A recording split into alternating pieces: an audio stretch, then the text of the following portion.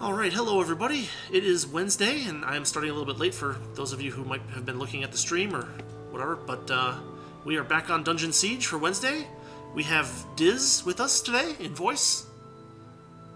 Greetings, folks. I am DDDiz93. I'm here to join Karunik for his excursion in Dungeon Siege 1.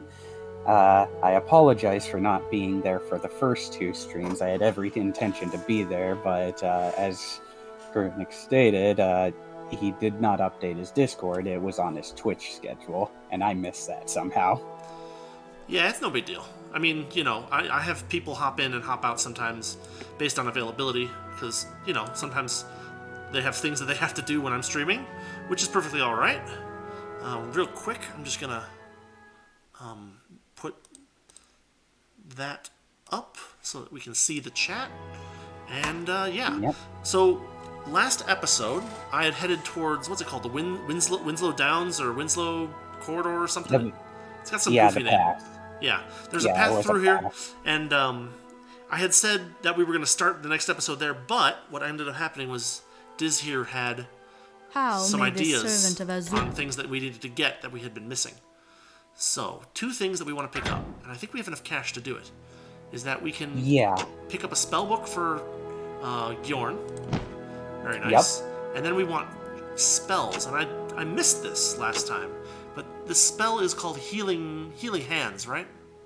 Yeah, and any character can use this in the game. It has a level 0 requirement, and it basically acts as a free health potion for magic. So for characters who are melee fighters or ranged fighters and whatever, basically it gives a use to their MP, or mana in this case. I'm thinking MP because I'm playing Labyrinth of Toho concurrently, but yeah, everybody should have at least one of these, and I did some sleuthing online, and nobody I know who plays this game has done anything like this, and it is absolutely a very welcome addition to this kind of game, because it's free, and it works based on level ups, but it's always going to be there. The other thing that was in town, I was wondering, is if you were going to pick up like a mule or something for carrying capacity. I don't think we have the cash for it right now. We have only a few hundred cash, and probably as long as we don't gather too much low-level stuff, we should be all right. I think it'll be okay. Right. I think their cost is 350, so they're pretty cheap. And I'm thinking maybe that would work for you because you're carrying those lore books around and stuff like that. Should I get rid of those, or is there a place to? Are we gonna get like a vault to put things away that we don't want to carry but want to hang on to? No, it's only going to be your inventory. So the mules are something I could consider suggesting for that. But well, I mean, if they're not gonna give us a place to put those lore books, I've read them out loud for the stream and they'll be on the recording, and I can sell them. Yeah. That's perfectly fine, honestly.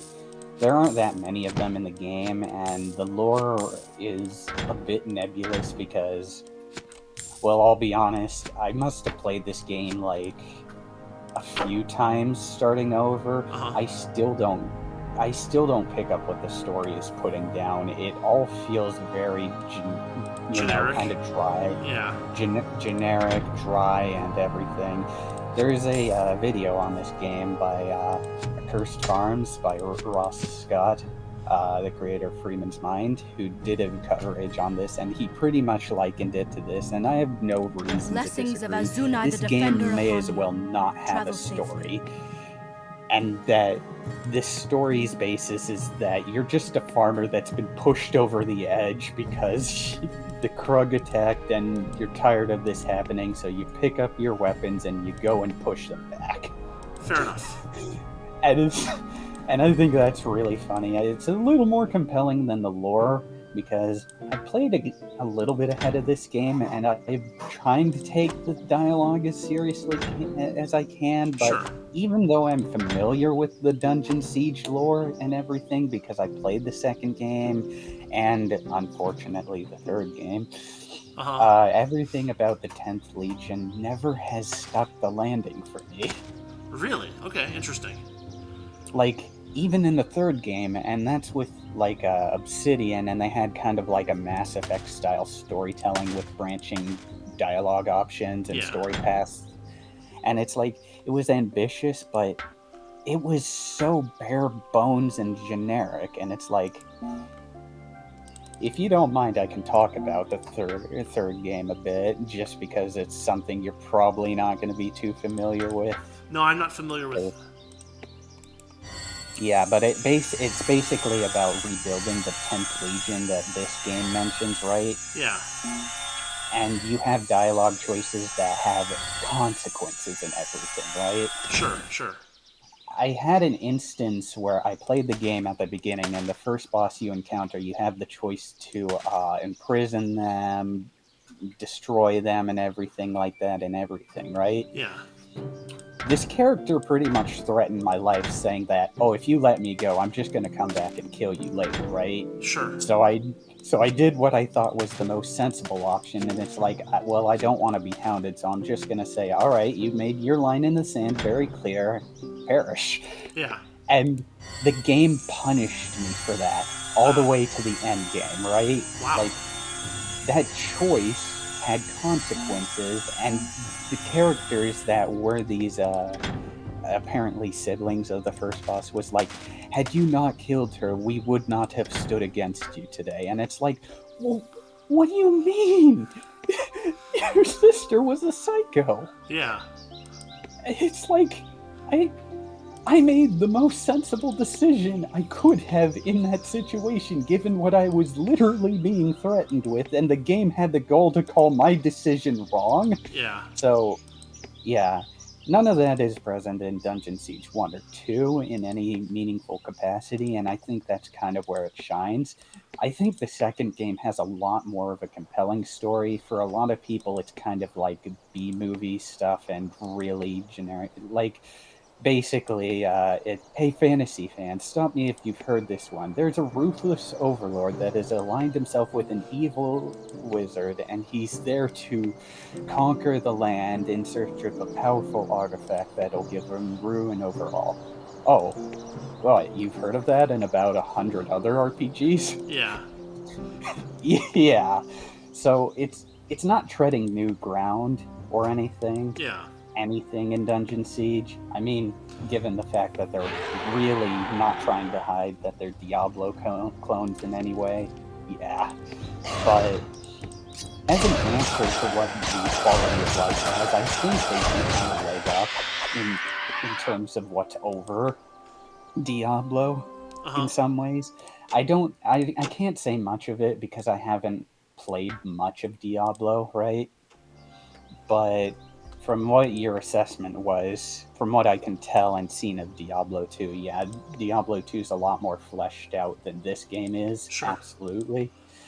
But I think the second game, Dungeon Siege 2, is probably one of the most fleshed out games I've ever played, to the point where I think it far surpasses, and it's kind of the game that ruined Diablo and other MMOs for me, because it's like, hey, I want some features that are in Dungeon Siege that are in here.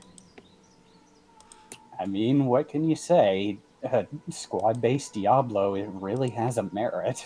Yeah. I mean, party-based RPGs are always a little bit more interesting because because generally speaking, your character either ends up being a bizarre.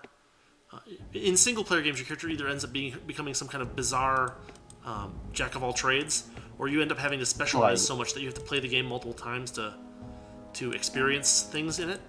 And in party-based RPGs, you can have different characters with different strengths and weaknesses, and that can do things for both the gameplay and the story. You know, if you're lucky. There are a couple of really interesting videos out there. There's a video called "The Rise and Fall of Dungeon Siege," right? Yes. That talks about the development cycle and everything like that, and I thought that was really interesting too. In addition to Accursed Farms Dungeon Siege coverage video, Yeah. and it's like, as a player of both those games, I was a bit disappointed with his coverage of Dungeon Siege 2 because he kind of glossed over it, and he was like, he was upset at the game because he wanted more fighters, because this game lets you have up to 8, and 8 is really good in this game. Yeah. And it makes you feel really good. And it's like, it can be a lot harder too, because you're trying to keep 8 people alive at once. It's hard. It's already a lot, I noticed, for you to keep up with 3, so imagine having to micromanage 8 people. Right. Well, part of the problem is that the pursuit options are a little funky. Right, yeah, I see your little tactics screens over there, like hold ground and everything like that. When I play, I tend to make my party move a little more freely and stuff like that. Well, the problem with that is that they run into their own deaths, basically. Yeah. You see, I'm playing the game on the hardest difficulty right now. Yeah. I think you're on normal. I'm on normal, yeah. And, yeah, before the healing and everything, the biggest thing to playing this game and playing it well is use space bar to pause a lot. Yeah, kind of a Baldur's Gate thing. It is, yeah. Baldur's Gate actually is relevant to somebody I know is enjoying Baldur's Gate 3. Yeah. But, yeah, the whole idea of using pause is really important in Dungeon Siege.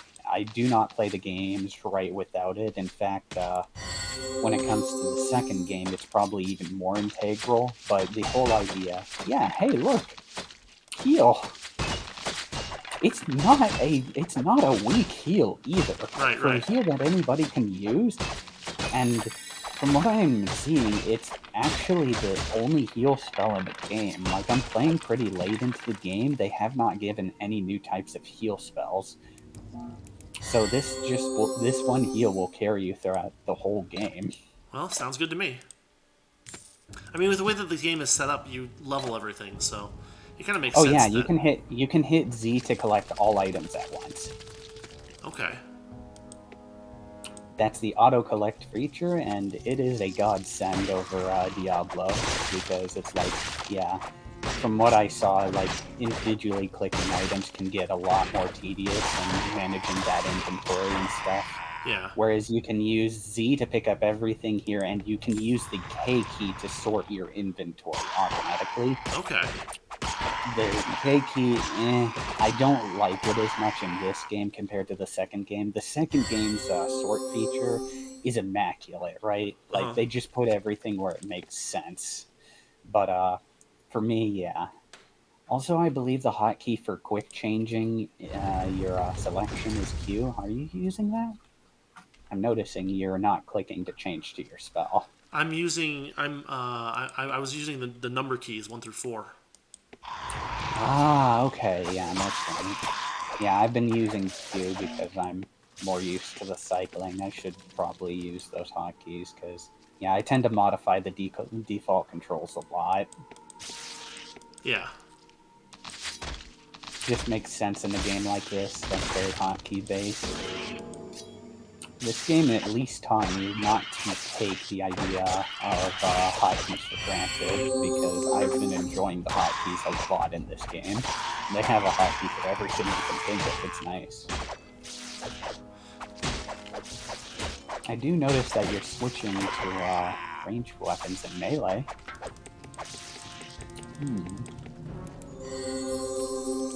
Yeah, depending on what we need. For fighting slow enemies that are doing range stuff, then we can hit them at range a little bit. Are you thinking of specializing your roles for any of the characters? I mean... Hold on. Ooh, yeah. Man, Zed's taking a beating there, yeah. I wish we could... There we go. Yeah. Selecting everybody is a bit of a chore unless you're doing Control A. Yeah, I'm using Control A, but at the same time, it's strange because it seems like characters get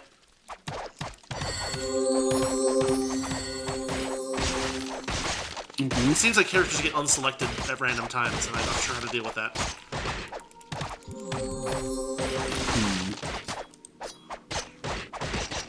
Hasn't been a thing that's happened in my case, but yeah.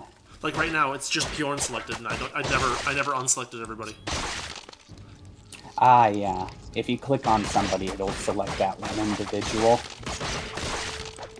Well, the problem is that the clicking is kind of floaty. It is. Go that way. Yeah, I just saw you click the roof there. Why is that a clickable area? It's not. It like fails to click when that happens. But yeah, it gives you a donk, but gives me a sound, but that doesn't. Yeah, but it's like your characters are trying to go on the roof. Why? Right. You can't go up there. Why did they make that a clickable zone? You should just be able to click backwards. Yeah. I did definitely, as I've been playing, have issues with the way the characters move. Yeah. In particular, because it is really clunky and it feels weighted and heavy. Yeah. And later on in the game, there will be enemies that can run at the same speed as you or faster than your characters, and they're an absolute nightmare, right? Like, if you want to dial back and reposition, some enemies, you just can't do it. Right. Most of these enemies start out slow, so you don't have to worry about that. But, yeah, at least for hard mode anyway, the enemies you fight are really unforgiving. Got a bunch of these vile mucosas to fight. Mm-hmm. I guess they'll auto cast the healing spell if I select it. Yeah, they do. Yeah, they do. It has kind of smart AI. So you remember the crypts before, right? That everybody went in? Yeah. Funny thing about that, that's actually how I started my leveling system for nature magic for all my units. Right. So basically what I did, right, is I set up kind of like a macro, but I didn't have to do a macro. I could just let my units sit there and heal automatically, but I used those fire vents, those little vents that the mouth statues that spit the fire in the beginning of the crypts. Yeah. I just had my party take damage from those by sitting in front of them, and they would heal automatically. And gain levels that way. Yep. And the biggest reason I did that is because of these crypts, because there were a couple of zones here that I won't get into, but having summon creatures for them is really nice. Yeah. Now, I imagine you did the guide thing for the setup, so you could get. Actually, hold on, it's GOG, so you have the Legends of Verona expansion built in. Well, no, I had to do the same. Find the thing on Mega NZ or whatever as Steam. It's just the process is a little different. Yeah, GOG doesn't. Yeah. GOG isn't quite as good as all that sometimes. That's really unfortunate. But as long as you have Legends of Verona integrated, it actually enhances the base game. Yeah, that's what I have right now. Legends of Verona is in there. It's just that it does take a little effort to get it. You have to do like a. Well, for the second game, you have to do like everybody back. Come on, no, select everyone. Yep. I don't know why she's in the front. Yeah, that's... let me see, your formations, right? Yeah. Yeah. What I tend to do is I tend to go into a vertical line formation, right? And I have everybody stand in a line before a fight starts. Well, the problem is that they move. I don't want... This is the thing This is why I've been playing with the hold ground versus pursue. Right. You should. You absolutely should in that case.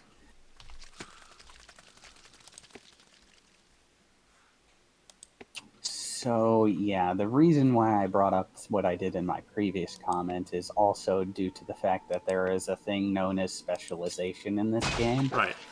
Where the whole idea is you have the 4 disciplines, melee, range, nature, and combat magics. And the whole idea is that you pick a class and stick with it to specialize that character in that level. In this case, it's interesting because you're actually doing what a Chris Farms Ross did, and basically said, oh wait, Zed, you're a mage? Well, not anymore, you're not. Here's your mason shield. You can swing it like the rest of us. Uh-huh. But the whole idea is that Zed was meant to be a nature mage. When you picked him up, he was all about the magics and everything like that. I don't think I have Zed. And in my game, I did make him. Zed is at the town. He's one of the hirelings. Oh, one of the hirelings. Yeah, okay. I mean, at this stage of the game, nobody's specialized enough that it makes that much of a difference, honestly. Yeah. And at this point, melee is working out for you. Well, it's not just that melee's working out; it's that melee is the fastest way to gain more hit points as well. So.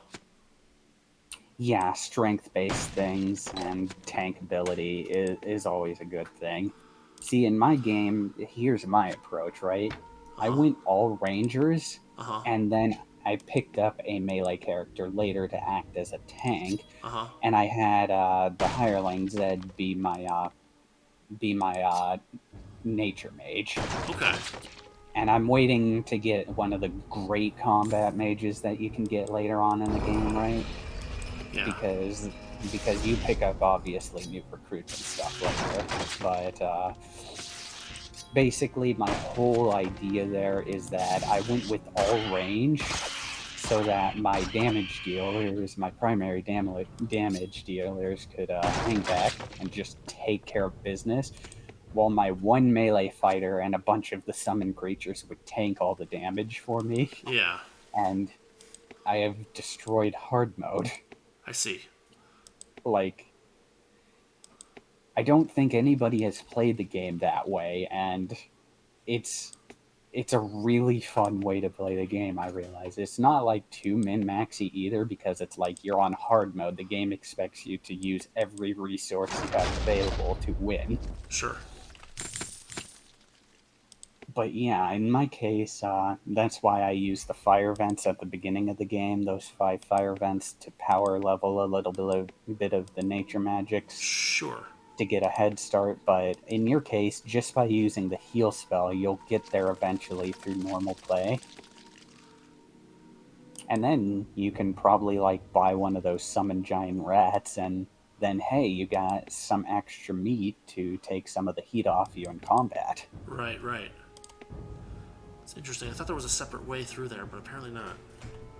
It's actually an interesting thing because there were people debating things like Diablo and Dungeon Siege, right? And it's like, well, in Diablo, if you're that worried, you can use summonable creatures to protect yourself and have more health, right? Right. And it's like, as Ross put it in his video, I don't think you want to play that card, because if you do it in Dungeon Siege, you can take your party from up to 8 max to 16.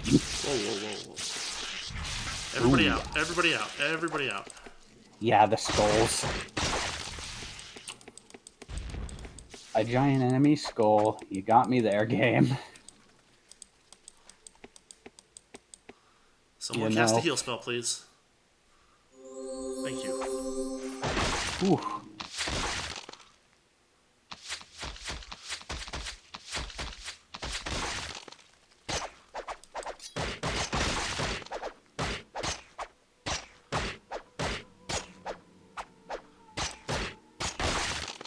Oh, why are they just standing there? Because they're on hold ground. It's funny. Yeah, there's a lot of that going on. Unfortunately, yeah, it means you have to click manually. Well, like, I'm trying to kind of kite some enemies around, but it's very difficult to do. Yeah. I wish the game let you zoom out as far as you get to zoom it out in the second game, because, yeah, kiting was way easier. Part of the issue is that when I zoom in a little bit, the enemy, it's like way too close, and I can't choose to go in one direction. I have to rotate around, which is very time-consuming in this game. Yeah, and especially since I noticed you set your camera speed to max and it's still too slow. Yeah. Yeah. It's not an issue in the second game, I can tell you that from experience. The camera sensitivity is actually never going to be that slow. Yeah. But yeah. The thing I am noticing is, based on the weapon switching and everything, your characters might be a little lower in levels than the game would otherwise expect them to be if they just stuck with class, right? the second game kind of puts this into perspective, being like in its tutorial, if you try to do multiple classes, you can become a weak jack of all trade character. Well, I mean, if we look at my actual characters, pretty much everybody is melee, melee, melee. Like, I have spent almost no time doing anything other than melee. It's just that the leveling is very slow and the enemy numbers are limited, so you're kind of stuck. Yep, and I think that's exactly why, because it's like in the second game, it wasn't the biggest deal in the world, but I think the big thing is like when you get to another vendor or something like that, you're probably going to notice some gear that's going to be a bit out of your level range for a bit. Well, we already have a ton of gear in our hands that's out of our level range, but it's not levels, it's attributes. Gear is all attribute based. Yeah, it's all based on your skill level with those disciplines. Yep. No, it's not. It's all attribute based. Oh yeah, you're right. Dexterity, strength. That's the problem, is that those level up so darn slowly that... Yeah, that's kind of what I meant in my comment. It's kind of the soft leveling system where you don't actually have a level, but you have those attributes. Yeah, sorry, I misunderstood you, but yeah, I do understand it's attribute based, and in this game, attribute based things are everything. And if you get anything that modifies those stats, they're like really big deals, right? Right. Can determine whether or not you equip some newfangled fancy thing you got earlier. And yeah, wow, that heal spell really is coming in handy. That's cool. Well, I mean, it's a little faster than using the healing potions too, because the healing potions have a long animation. Yeah, the healing system being based on how fast can you chug. Basically.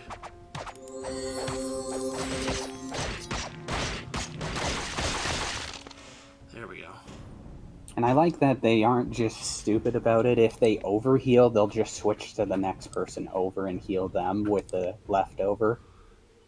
No, I mean, potions can be left over in their inventory. No, I mean about healing. Like, if you're just topping off a character's health and there's another person who's hurt, if you have enough characters, you can see this more often, but they'll actually heal the next person over that needs a heal. Oh, sure. Like, this game's healing system is really, really well done. Like, for a lot of people, the animation of taking out a potion and drinking it is very interesting, but there is a bit of skill-based involved in, like, timing your potion drinking and stuff like that and leaving you a bit vulnerable. It's a lot more engaging.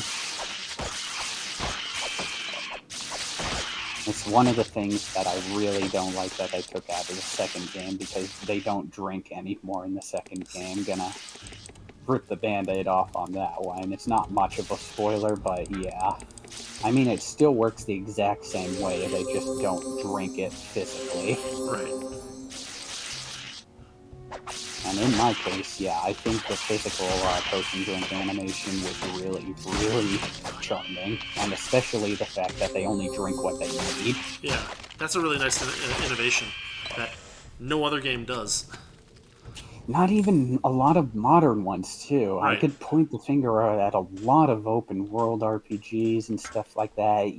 Like, even some of the latest ones that have come out, where the only best way to maximize your healing efficiency is to bring your character to the near brink of death. Right. Or, you know, having the issue I have in a lot of games, like a lot of Elder Scrolls, where I have a lot of items, and because they are reactive or active-based, a lot of items go unused in my inventory. Yeah. You know, like, I could drink this potion of resist magic, but what if I want to save it for the next thing I fight, and then I never use it at all? Right. Yeah, I like this. I like this game's item system a lot. And the cool thing about it is the insane amount of replay value the game has, because what you would notice on another playthrough pretty much immediately is no two item drops are ever going to be the same in the shop or anything. It's all random. The second game kind of, sort of does away with that. It's still random, like the random loot's there, but there are a lot of specialty items in that game that are like unique and set based and stuff like that. I kind of like the item system in this game because it's random based, and you could really get like some of the charm of like a random game like the Binding of Isaac or recently Cult of the Lamb or something, and just find something that completely changes the way you play that character. Yeah.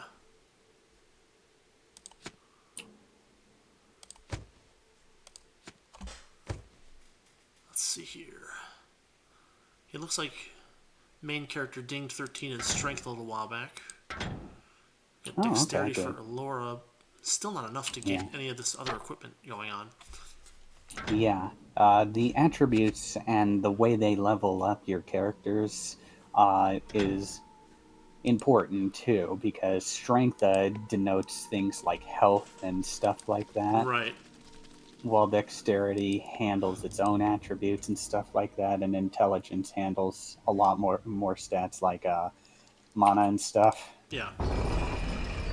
No, it's pretty familiar because it's actually very similar to the Ultima series. Yeah, so I've heard, and I did get a little curious about that based on the mods that you said, and they're actually really impressive from what I've seen, because they're not just remakes, but they add a lot of cool quality of life stuff too. It's really cool. Yeah, that's what I mean. I installed the Ultima 5 mod for just a minute or two just to see that it worked, and I mean, you know, those games are fantastic old CRPGs. So any chance to put them into a new, what do you call it? Pain. Yeah, new code of paint. New context, I guess, is something like that. Yeah, it's just really good to have that ability. Yeah, so the mod scene for Dungeon Siege isn't as crazy as some of the other things, but it's really dedicated. Yeah. For one, there is a mod for the second game called the Dungeon Siege Legendary mod.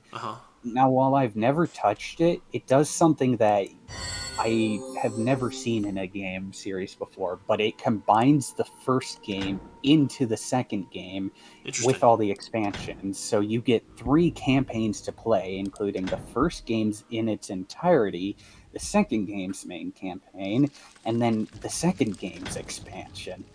It's insane, and the game systems accommodate this kind of additional campaign because it's got kind of this globaling level system where the EXP you get distributed is kind of set and static, aside from one modifier, which I can only get into later. I'm not going to give anything about it away, but the Legendary mod is really interesting because the idea of playing the sequel game in the first game and the fact that the maps all work and have cohesion is insane.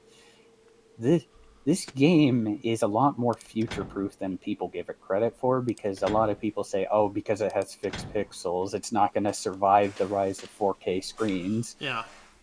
But no, in my case, I think mods will save this game, because something that surprised me about Dungeon Siege 2, right? Is, like, I booted that game up on a laptop while I was in college, right? Yeah. It had an in-game battery detector, right? Just for laptops, to let you know how your battery was doing. And my laptop was old, and Dungeon Siege 2 actually became a battery reader for me because the game detected the battery life better than my actual computer did. That's hilarious. It is. It is absolutely hilarious, and my computer would... Well, my laptop would randomly go into sleep, right? Sure. Dungeon Siege, while it ran, actually kept my laptop from shutting down. The game was like a functionally better laptop enhancer while I had it. It was insane. Yeah. That is one of the most wild stories with a video game I've ever had, because it's like I was just playing and messing around on the laptop for fun while I was in college when I had some downtime and got done with studying. Sure. And from there, I actually kickboarded a style to Dungeon Siege 2. Right now, as we speak, I'm beating the entirety of the game and all its new Game Plus content with one character in Dungeon Siege 2. Huh, nice. You're not meant to beat that game with one character, by the way, but the game has systems that you can exploit that make it really good. The heal trick here is kind of the similar trick here. So the idea with the heal is that you get to skill level 4 in your nature magic. Yeah. And then you get the spell called Orb of Frost, right? Okay, yeah. And basically you cast that and it gives you an orb that shoots a blast of frost at nearby enemies, and that can independently level your nature magic as you just play. So you can have a melee or a ranged character just shooting off orbs of frost, and it will level it in conjunction with the levels of their current gear. I see. The second game makes this a little more difficult, but it has a new innovative system where you have something like that available and it can level alongside rather than interrupt your current levels, right? Because of the limited enemy nature in this game, it's like enemies don't respawn after you kill them in this game, so everything is finite. Every hit does count, because every hit is basically, that's going towards your experience. Right. In that sense, every single thing you do is going to be static, and to efficiently level in Dungeon Siege 1 is hilarious, because if you were going for min-max, you would have to use the lowest damage weapon possible to eke out as many hits as possible on your party. I see. just to get more levels and stuff like that.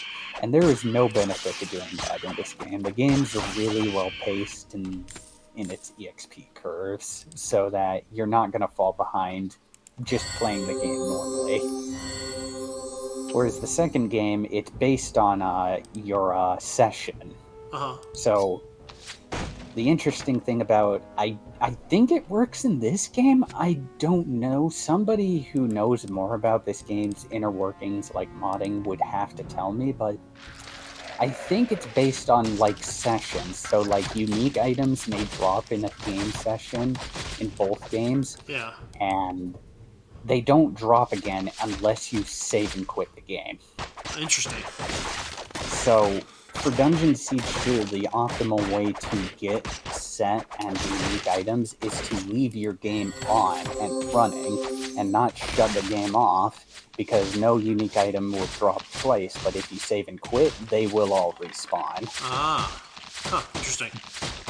But the way I get around that and tell people to get around that if they're looking for a specific item in the second game is to, like, save before turning in a major quest that has a high probability of giving you a rare item, and just save quitting until you get what you want, which is also not necessary or in any way, shape, or form. But said items can indeed make a big impact in the second game. This game, there is no need for that, because it's all random.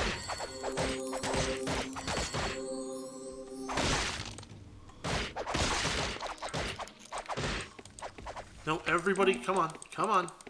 Yeah, I'm watching that, like, oh my gosh. Thank God that pause is coming in huge clutch. Ooh. Heals. I'm trying to... There we go. Yep. Ooh, man. Oh, did I... You know what? Did I forget to set up the... I forgot to set up the stream on Discord. You'll have... I've been watching it. You'll have less... Well, I mean, on Discord it'll have less lag, probably. It will, yeah. I have been a bit behind, so yeah, good on you for pointing that out. I forgot. But after we did all that finagling with voodoo whatever and all that stuff. Can someone please cast a spell on him? Yeah, you have to select everybody to get them to cast at multitude. Well, I wanted everybody else to keep fighting, basically.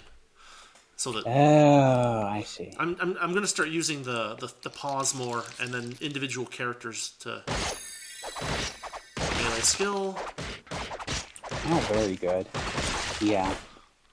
Interesting thing how I bring up the whole game dungeon from the Cursed Farms. Yeah, because his recommendation is apparently running contrary to everything you read about this game, and that is to just go with melee or ranged and screw magic.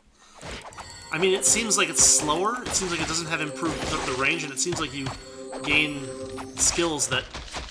It seems like you build attributes that you don't need so much by using it. Like, because you're always going to need hit points. Because enemy damage is just going to keep rising. So the big thing I can tell you about that is he is half right, absolutely. You should never play the game with more than one mage at a time, or two, or something like that. Like, I believe if you can get a character that can fill in the combat magic and nature magic archetype, there is literally never any need to use any more than one mage in the game, because they are squishy. Yeah, their intelligence increases and the strength dictates how much health they get, so they get the weakest health pools in the game. They're entirely reliant on their magic meter to function, and the spells they get are a bit much. So that zap spell that you were using at the beginning, I'm still using that on my nature mage now. Why? Because not only does it attack the fastest, but all the other spells cost a lot more to cast, right? Right. Their mana runs out really quickly. Like, I'll break out something like the flash spell because it does AoE occasionally. Sure. But why would I do that when I can just cast an orb spell and have the fastest spell go off that won't let my mana meter go all the way down, right? Because he mentioned that the zap spells and lower level spells eventually stop doing enough damage, and you have to upgrade to the next one, which may suck. Yeah. And it's like, yeah, on the one hand, he's got a point. On the other hand, I don't think he's actually played too much with the mages, because the zap spell actually holds up damage-wise viably with intelligence increasing, because it's all based on the attributes, right? Yeah. Like, every spell goes up in damage based on... Actually, not intelligence, what am I thinking? It's based on skill level, right? Yeah. Like, if you mouse over a spell, it'll say at skill level whatever. Yeah. So it's like the zap spell is doing just fine and doing enough damage, but I want to use it in conjunction with something that adds more to the damage, like an orb spell, right? Yeah. That way you're not just casting one spell and being nobody. So what I like about this game's magic, and why I think it's a defensible position for a character to hold, is because they have a spell for everything you can think of in this game. Yeah. Like, just that one vendor alone is one thing, but there's so much variation between the spells. Don't like how your nature mage is performing? Use a transform spell to transform them into a bear, so they have an independent health bar. Right. And then, or transmute potions to different types, or heck, there are so many examples of really good. Go ahead. No, I'm ordering them to run away, and they're not running away. Guys, calm down. But I want to fight the thing. I get that you want to fight the thing, but your health is down at 25%. And we need to figure this out first. Yeah, this is a good example of the complaints people had with the game, that the game kind of played itself and did things you didn't want it to do. Yeah. This is all but fixed in the second game, not completely, because yeah, the automation features and stuff like that are so heavily nerfed that they might as well not be there at all. So I think the game has a marked improvement there, but for me, I've learned how to handle the automated systems and everything, right? Yeah. So what I tend to do is I stack as many party members as I can with all heal spells, and then when somebody needs a heal, I'll just pause the game, switch over to the heal, have everybody heal that one person collectively, and then I can go right back into the fight. Yeah. And so it never really bothers me to handle the automation in that sense because of my setup. As I said, I have one melee character who's acting as the team's tank, right? Yeah. While the rangers sit back and just nail targets from behind. So because of that one tank character, all they ever have to heal is that one guy, which is nice. Yeah. Whereas if you have 3 melee characters in this case, it's a little hard to manage all of that, right? Because I can see it eventually being a case where you have all these foes and everything, and they're just not going to do enough damage in comparison to the melee gear you're going to be getting, which is fine, though. I mean, it's there.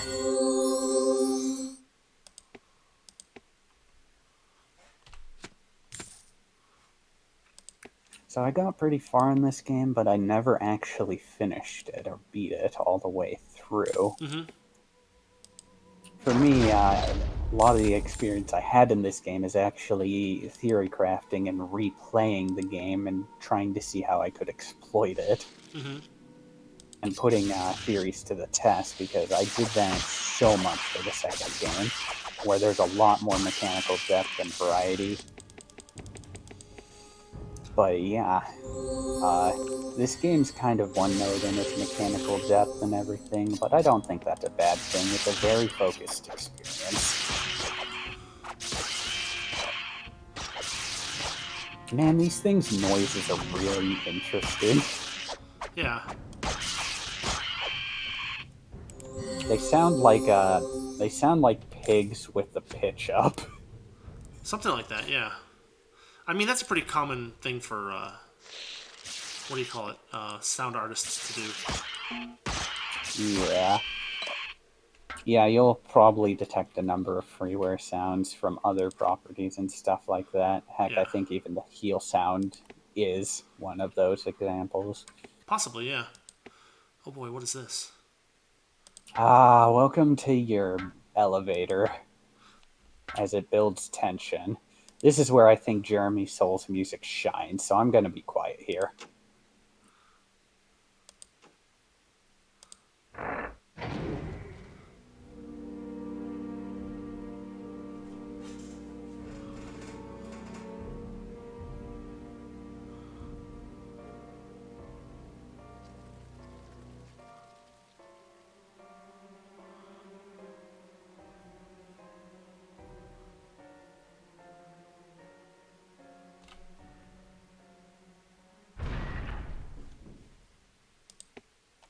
Oh, that brings back so many memories.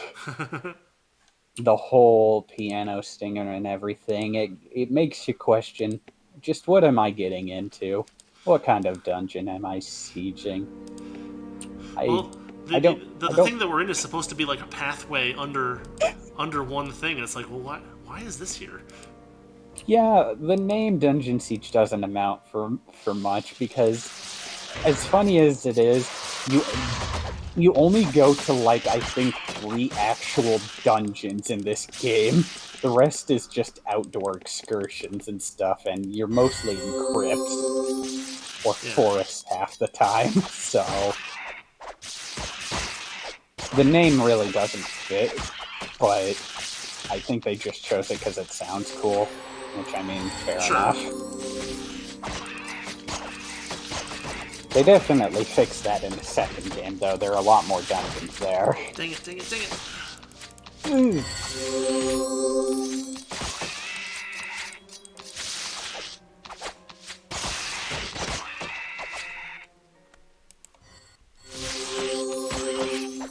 thank God for pausing.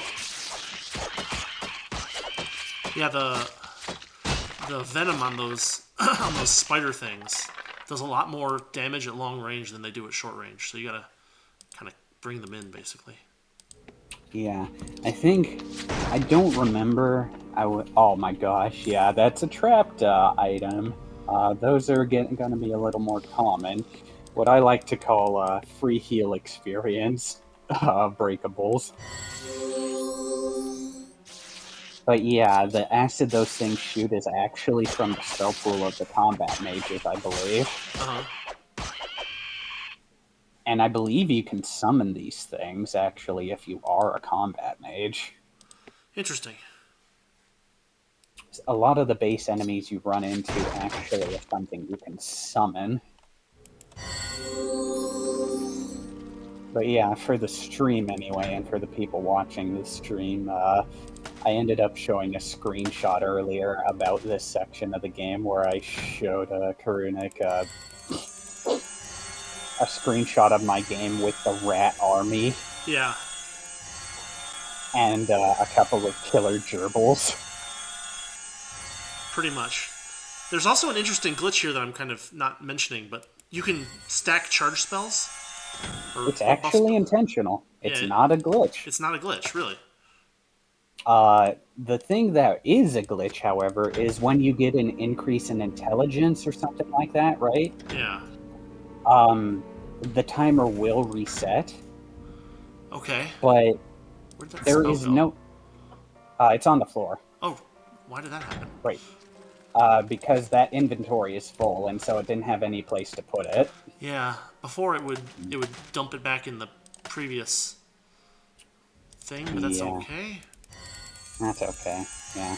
Now this can only be casted on oneself, so I'm basically just gonna stack it until she runs out of mana, and then put her heal spell back on.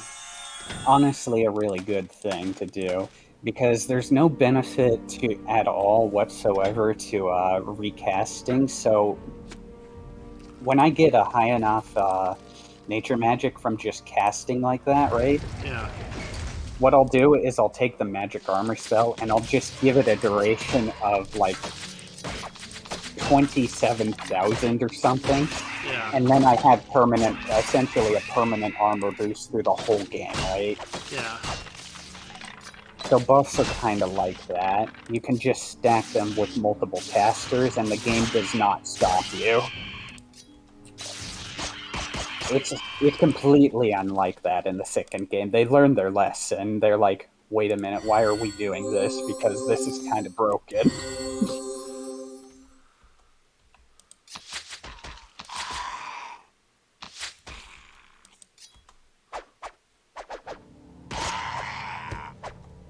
So yeah, durations for enhancements and buffs are all limited in the second game.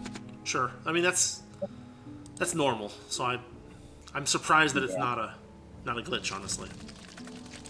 Yeah, I am surprised too, because it's like, wait a minute, was this intentional? Because this seems really weird that you can just stack these buffs, but no. There is no way they didn't know it was a thing you could do. I think they didn't expect people to take it to the logical extreme. I did, but you know what I mean. Yeah. Because, I mean, the buff spells are static, they don't improve at all, so there's literally no benefit to not just making it the biggest duration early as possible. Right. Plus, it gave me some additional power levels and everything like that. Man, they are missing. Yeah, that was weird. That was very strange. They were just riffing for... Yeah, dodging in this game is very weird. Your characters can miss a lot, but I think that was them just not hitting at all. Yeah, I'm not sure what was happening there. They were close. I mean, I tried clicking on the enemy to get them to do something, but they just did not do anything. Yeah, that was weird. I've never... Oh, go to that Bjorn guy real quick. Yeah. New shield available. Yeah, it has only one increase of defense point, but it significantly decreases the block chance. So it's been available. I just have it there because I'm not sure what to do with it. Yeah. The big thing I can tell you about Dungeon Siege games is that armor matters a lot more than you would think. Yeah. Armor is huge in this game, and any modifiers you can get to it are better. Probably the most valuable enchanted items, if you've seen those blue items that, yeah, like the hat there. Yeah. There are specific random modifiers that dictate certain types. One such example of this is the armor modifier. I basically have one of those base level gloves, right? Yeah. The leather gloves, I think they're called, or something like that. Yeah. But it is better than some of the other things I find in the store because it had a random modifier for 15 extra points of armor. That's what I have. Yeah. Here, brawny leather gloves, 15 Yeah, armor. yeah. That's exactly the one I have. Actually, it just makes it gives so much tankability, and Yeah. it's the biggest thing, and it's in fact the only way for mages to viably handle things, and they're kind of on the back foot on armor, in my opinion. Yeah. Another reason why I find them relegated to the back lines because of all that. It's not very fun to just lose your mage in 2 hits when your tank guy can take like 17 hits before going down. Right. But I suppose that's why you would change your formations and change the position of the characters on the sidebar there. Yeah, that's what I did, but they still get scrambled up a bunch. It's very irritating. Yeah. Formations are the only way around that, and even then, I only find the line formation there to be the viable one to do that. Can you guys hit that thing, please? Thank you. Yeah, the miss mechanics just are so weird to me in this game. Because in the second game, everybody just hits normally, right? Yeah. Dodging is only a modifier with a specific skill set and certain equipment and stuff like that. So dodge isn't even a thing unless it's specifically mentioned to be a modifier.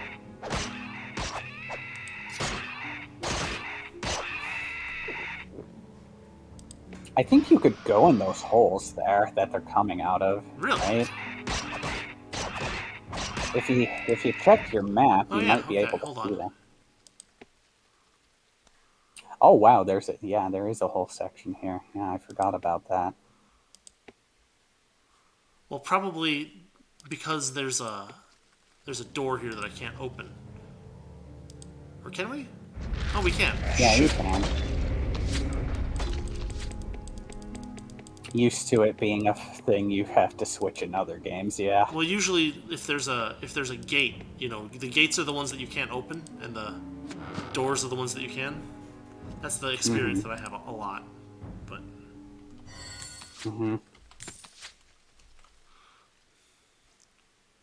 Yeah, for whatever reason, I keep hearing things like them shooting a bow, even though nobody shot a bow. Well, the enemies, I think, are shooting something. Maybe.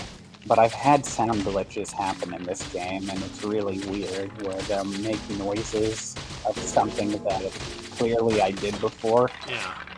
Oh, yeah, there's definitely a few audio glitches here and there. I've seen them too, so yeah. It's a thing. Well, I was watching the streams, and I was like, wait, you're getting that too, so it's not just me then. I'm not crazy. No, I don't think so. I think it's actually just like an audio glitch.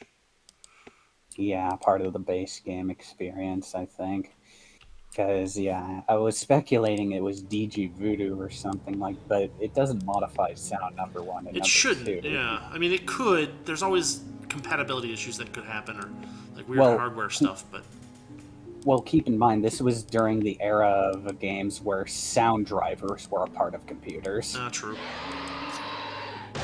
And it's like sound drivers have been almost completely eliminated because they want to put things to the motherboard most of the time. Boiled leather gloves. You're not like the others. You like the same things I do. Wax paper. Boiled football leather. Dog breath. Can we get enough inventory space available to Oh, do absolutely. In fact, you could probably, like, if you're interested in going back or backtracking to town at all, you could probably sell a lot of your health potions because you're using that heal spell. I noticed a little more. We picked them up, so yeah. I mean, we'll sell them, but I mean, look at how valuable they actually are. Potions do not sell for a lot. Like the big red health potions, they sell for like 40 gold and yeah. stuff like that. So they're not too bad. He gained strength, so he can upgrade his helmet now. Awesome, yeah. And this has a sell value of 8. So we can transmute it and we don't lose much. What is a splitter? Oh, it's an axe. 120 per 10 seconds is not better than anything we have. So... Well, maybe better than the sword. I don't know. I did notice that a short recurve dropped over there, and that's like one of the base I haven't picked it up yet because I wanted to try to get some... wanted to check these areas out. Yeah, I'm glad I mentioned the pack mule thing, because you could probably absolutely use one, and going back to town wouldn't be too bad, but I understand, because backtracking's a bit of a drag in this game. Especially on a stream, but yeah. Yeah. I mean... Does anyone have something that we can... Here's a shabby battle bow. It's kind of garbage. We can look at the short recurve and make a comparison. 130... Oh, we have a bunch of short recurves, honestly. I think everybody has a short recurve. Yeah. But the sell value is 27 as compared to the shabby battle bow, which was like 10 or something like that. So we can we can transmute that. That'll be fine. It's a little bit of magical skill. Well, also, I think while you were playing, there was that whole gate where the Krug were guarding outside of the pass. That you're on the detour route now, right? Yeah. Maybe you can open that door or something from the other side. Well, there should be a town on the other side of this area, Crypt, right? Isn't that the whole point? We're trying to get from here to a different town. Yep. Come on, guys. The ability to get there is always the big part, and managing inventory is very hard. That's why I never play this game without... That's not a boss unit. That's just a big enemy. It's bigger than anything we fought so far, so we're going to back off a little bit and see if we can kite some of it. That's perfectly fine, because look at how big that room is. Yeah. Man. But, yeah, the boss enemies are actually the ones with, like, the pillars of light coming out of them. Yes, I've seen those. I wasn't sure if they were just, like, uniques, or if they were... They are. They're a staple of the Dungeon series. They're more commonly... I don't think they've ever been given a name, but I think the community colloquially calls them aura enemies, because they're given a special denoting aura in the first and second game. Okay. They get that heavenly glow in the first game. In the second game, they get this, like, ring of fire and a completely new texture design and everything. And they're actually very different. Part of the thing I like about the second game is there is a completely hidden seed system in the game, right? Completely hidden what? A seed system. Okay. Where you start a game and you could start the beginning level and notice there are, like, these pterodactyl enemies that are really tough in the beginning area. But you start a new game, and then you just have the regular enemies there. And they determine some of the enemies you can actually see throughout the entirety of the whole game. Oh, you could switch the heal back on your main guy. Oh, yeah, I forgot to do that. I think you can hold down the click button, and it'll give you a quick spell select without having to go into the menu. Oh, yeah, okay. Yeah. I've never seen that before. There are just a lot of little quality of life things like that in this game. It's really nice. No, everybody run. Everyone run, please. Yeah, I was about to say, they're in follower mode, but they're doing a bad job at following. You see what I mean about fast enemies?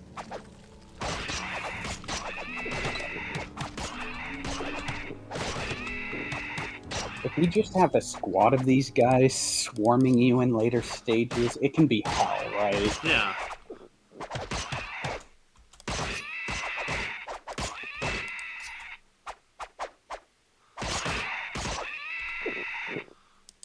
Sheesh. And now everyone's selected, but they're still not moving together. And you're zoomed in a bit too, so. Yeah. Well, the zoom resets itself whenever you touch something, whenever the camera touches something that it doesn't or like. Gets snagged. Yeah, or it gets snagged on a wall. Yeah.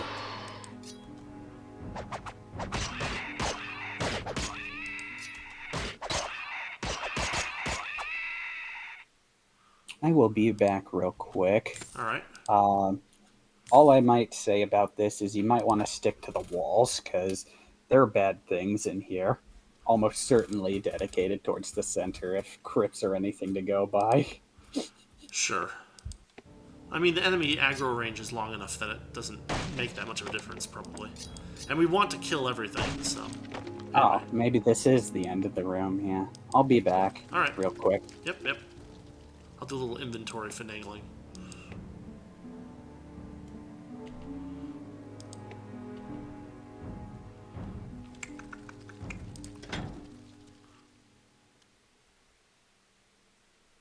Nature Magic level 8, wow.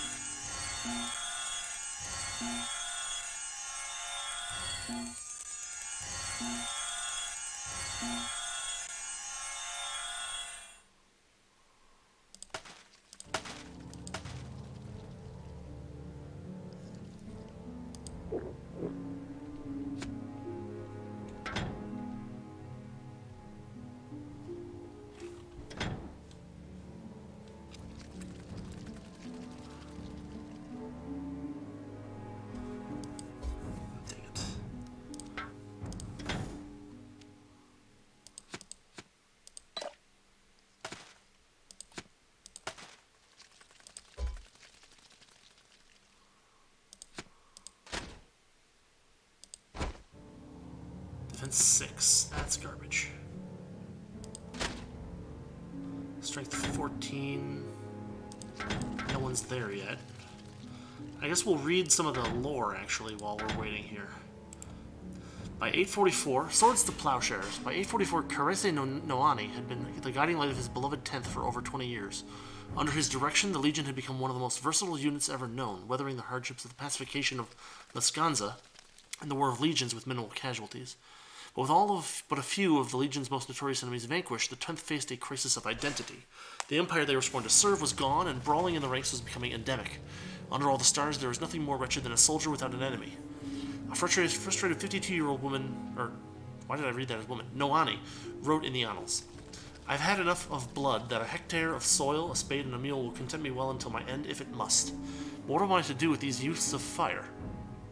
On the first day of the new year, addressing a freezing and apprehensive assembly of his men, Noani declared that the 10th Legion, as they knew it, could no longer survive. Food supplies were dwindling, a shortage of farmers, and an overabundance of legionnaires primarily at fault. If they were to capitalize on their good fortune, it would mean dismantling everything they'd ever known and constructing a new kingdom to withstand the ravages of time. Immediately, there were calls for Noani to assume the newly proposed throne of Ebb, but he graciously declined, saying the new kingdom would still need an army, and it was his intention to lead it through the difficult times ahead. Refugees from other parts of the Empire were already presenting themselves, seeking shelter from the chaos on the Plain of Tears. Behind them, he suspected, would soon come visitors of a less benevolent nature, as word of Ebb's singular good fortunes leaked out. We'll have to watch the stream back later to get a full lowdown on that, because I just got back. Nah, that's fine. There's one more. I mean, it's just the lore. I'm just going through the lore. Late in the 6th century, history of the Droogs. Late in the 6th century, an imperial trading company seeking alternative routes beyond the Green Range was startled to discover a large and thriving community living in the Cliffs of Fire. Their exceptional weapons and jewelry defied explanation, but the self-sufficient Droog could see no reason why they should exchange their valuables with the unappealing trinkets of the imperial traders. Over the next several years, trading companies tried and failed to interest the Droog until one presented a single, gaudy bolt of fabric brought from the imperial capital. The Droog were instantly spellbound by the intricate pattern and exchanged several of their finer weapons to the dumbstruck traders. With visions of gold in their eyes, the small caravan returned to the imperial capital, secretly prepared wagon loads of material for trading with the Droog. Unfortunately, between the capital and the Droog lay a treacherous 730 league trade route, which is frequently plagued by goblin raids. As luck would have it, the caravan was captured. The goblins learned of the Droog interest in the material, and they had given up trying to trade with the Droog centuries earlier, but several industrious goblins immediately realized the value of their plunder. Over 6 months, the small goblin band circumvented the Legion patrols with bolts of cloth in tow to arrive at the Cliffs of Fire, only to find they had been upstaged by a freelance trader named Etten Stonebridge. The Droog still saw value in the goblin cargo, but due to Etten's previous dealings, were unwilling to part with their more valuable items. The goblins were forced to retreat with a paltry quantity of baskets, unfinished beads, and discarded imperial mining equipment. The goblins never forgot Etten Stonebridge, and many years later would return to exact their revenge. So we had one of the things that we read earlier was about Etten Stonebridge. So yeah, the founder of the guy that was in the town he's named after. Like, I don't know. I mean, it's just a place. It doesn't really stand out too much. I mean, it's interesting, but it's like,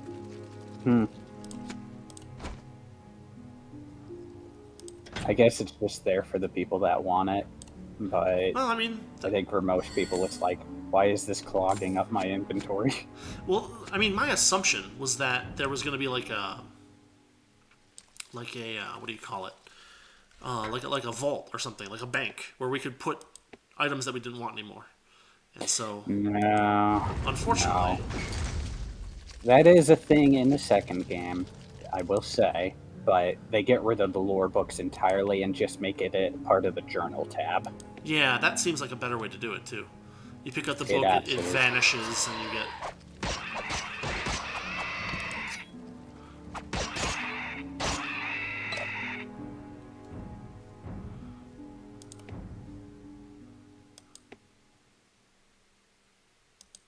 Another big room. Yeah. Like, as someone who's familiar with the lore and everything, you're not missing much. Yeah, I mean, at least they put an effort into it. And it's not, I mean, like, so far the lore that we've seen has been mostly, like, local lore and not, like, trying to be, like, Tolkien stuff. Just like, there was a guy who did some cool stuff. Yeah, and I think that's fine and everything. It's not too... Yeah. Refreshment adds 20 to mana. That'll be fine for her. Yeah, that's really good. The scribe character lady there is one of the best characters in the game, and would you believe me if I told you they're actually better stat-wise than the main character? Really? You could probably detect this yourself, but check like their mana, their base mana, compared to your main characters or something like that. It's a good example of what I'm talking about. They just start with higher stats. 64, 91, but we've got 12 intelligence versus 10 intelligence, so yeah, probably. Yeah. You started out with like, what, 30 or so? Something like that, before you started your spell slinging in the beginning, right? Had you not spell slung and not leveled your intelligence as that character, yeah, they would have just been straight up better. Oh, hold on. Slow down, everybody. Whoa. Yeah.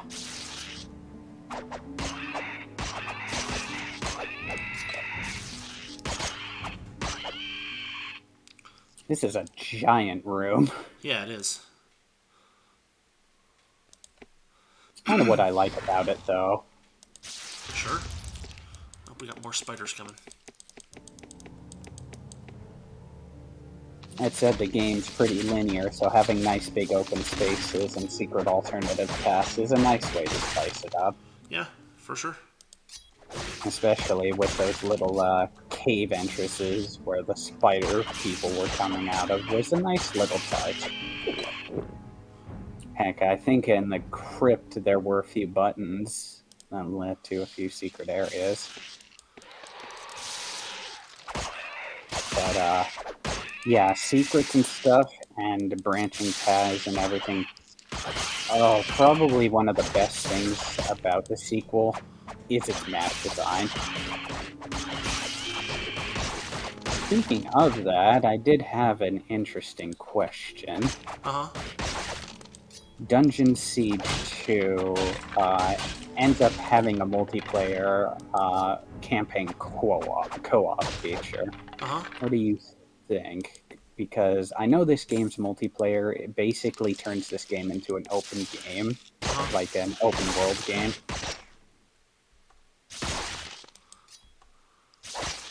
One of the things I have for my Dungeon Siege is the Mitos mod. The Mitos mod, which allows single player play in the multiplayer section of the game. Yeah. And would you believe me if I told you there was a whole other sequel tucked away in the game's multiplayer with its own map, its own open world? That's interesting. Wow. Oh, yeah. These are blues. Is that good? That's probably good. That's an enchanted item. Yep. Now let's take out these skeletons first.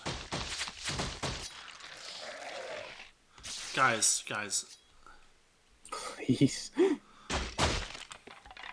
What is that guy doing? Oh, are they stuck I wanted him to run. I wanted them all to fight, but he just decided to go up by himself. And oh no, you're not here to fight. You're here as an impartial observer.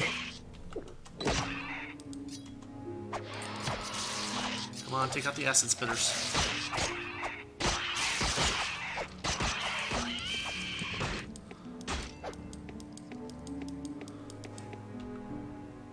So it's an interesting thing I bring up because it's like the sequel to this game has basically a single-player experience with multiple people. And it might be an interesting idea. Yeah, we can certainly try it out. If you're up for it. At some point, sure. Yeah. I would still want, if we ever did Dungeon Siege 1 multiplayer, it would require like a full party of people. Like at least 8 people, because it's one of those types of multiplayers that has like MMO aspect to it.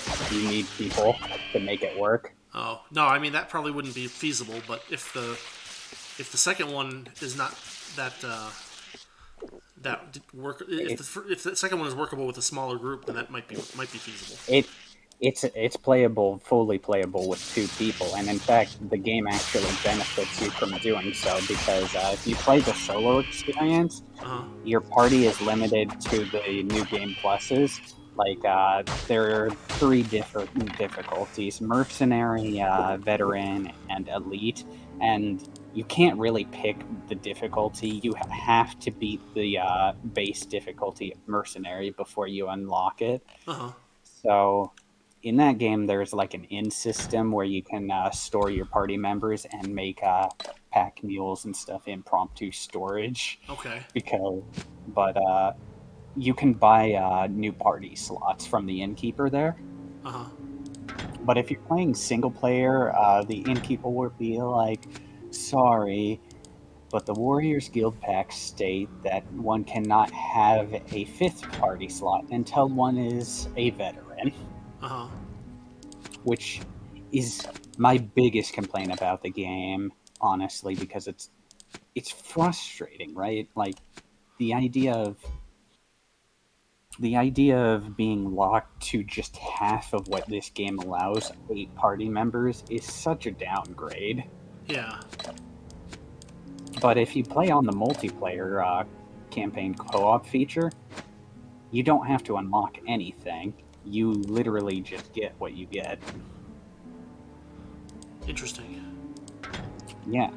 So you would get the full 6 party slots because they're relegated to 6 rather than 8 in that game, just mainly due to the balance of the game being different. The characters are a lot stronger than they are in the first game.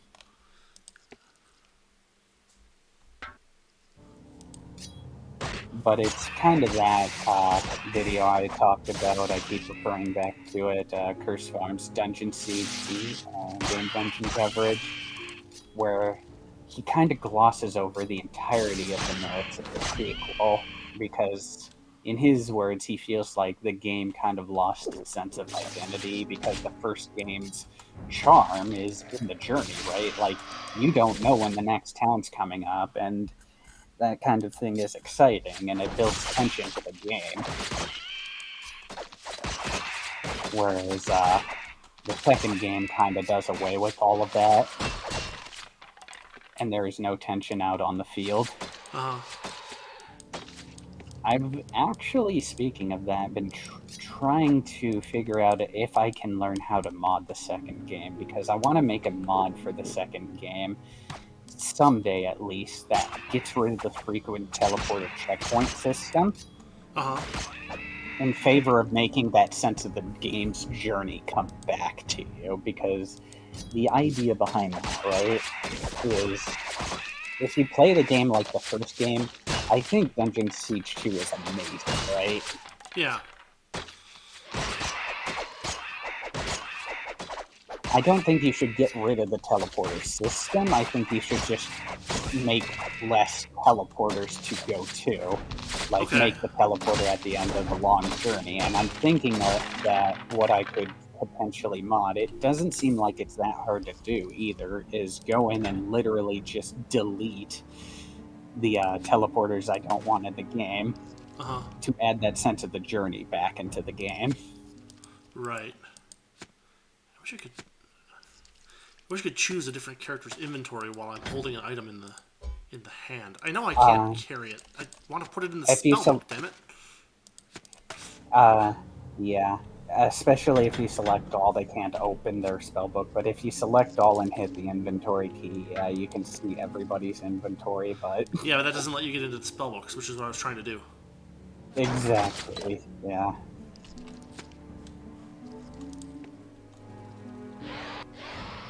We got 2 more of the dark mucosas.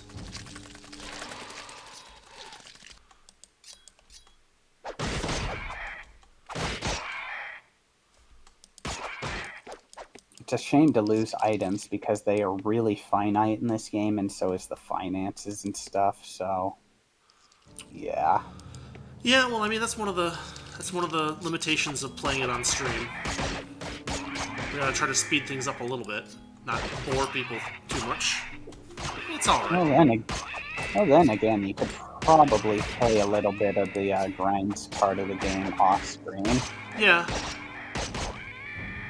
You know, like situate yourself in town like you did before the stream starts, something like that. Yeah, that's the general plan. What's he got? But you're kind of, but yeah, you're kind of bound to the limits while you're streaming. Add 17 to health, not him, her. Yeah. Oh, except that she. Where did it go? It's on the floor. Is it? No, it isn't. I think you tried. It isn't? I don't see it. Wait a minute. Did somebody auto-equip it? Hold on. Wait, there it is. There it is. It's in there. In where? In... Yeah, check their inventory again. See at the bottom? Oh, yeah, there it is. Okay, it's just one space. More hit points is better than more mana. He could use mana more than she could. Now that one I'll drop. Yeah. By the way, you're really lucky I did not get this many amulets in my game early on. I've been getting really bad things Yeah. for and they're different in this game. They're actually level and skill requirements for them, but in this game they're just a free bonus no matter what. There is literally no benefit to not having a ring equipped at all times. Yeah. Defense 19. Defense 19.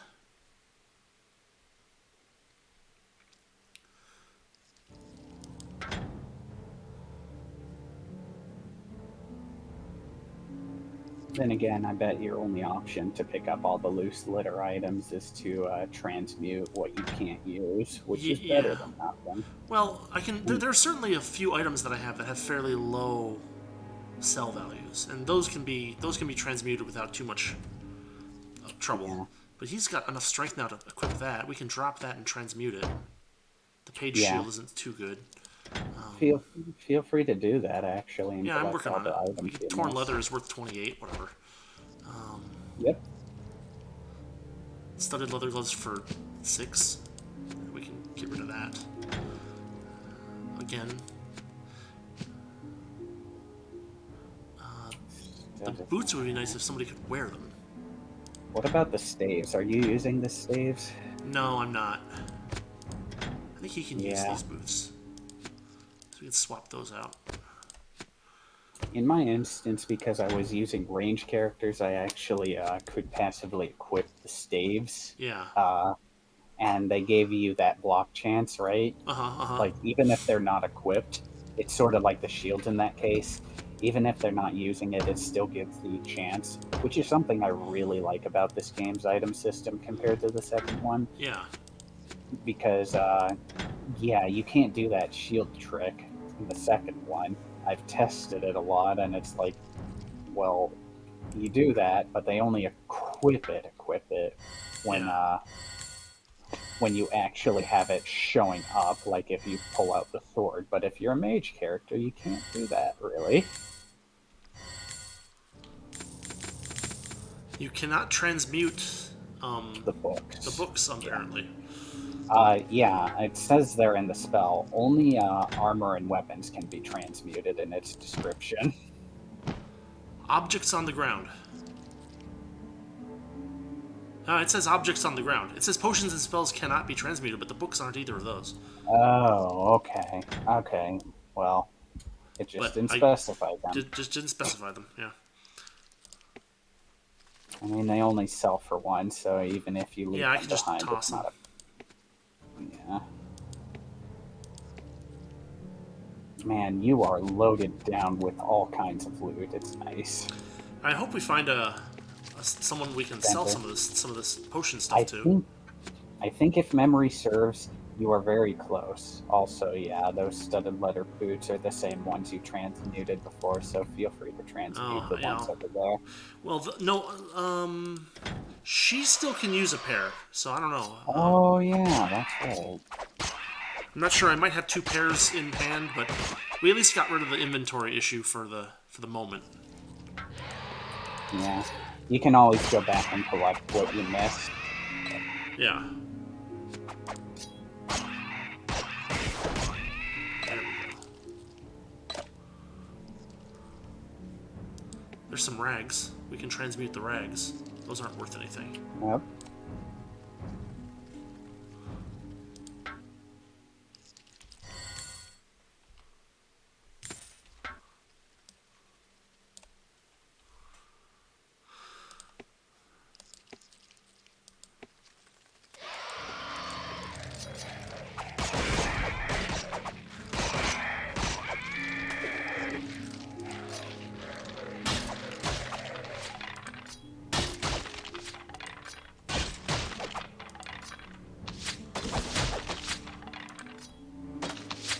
Man, that's a lot of spells. Oh well, free space. Yeah. Even if you don't use them. All the drops are luck space, so that's really interesting. Oh my goodness. Hi, guys. Yeah. Totally understandable. Well, I mean, that's kind of how these games always work. You gotta kind of make sure that everybody is not getting overwhelmed. I mean, one of the things that a lot of modern games have is that they have kind of like a system where you can't walk past someone who's in combat basically without taking a attack of opportunity or something like that. That's kind of one of the major problems with a lot of these older games is that you can't really restrict how enemies move, which means that you end up having to kind of run away and come back and run away and come back a bunch. Yeah, you see that glitch sort of thing does also continue to exist. There's no free slots for this guy. Oops. I mean, you can put it in somebody else's spell book even if they can't use it. That's fair enough. Yeah. I've been doing that already. No, don't throw the item. Thank you. Sheesh. Well, feel free to put those loose spells in there, too. Oh, yeah. When did he even pick those up? I don't even remember.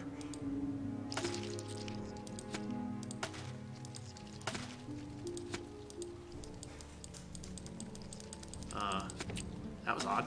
Oh, he has another one of the spells. He can't put the same type of spell if there's already one in there. Of course, that makes sense. Yeah.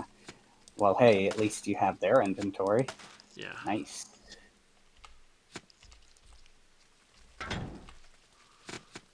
Pick up some potions.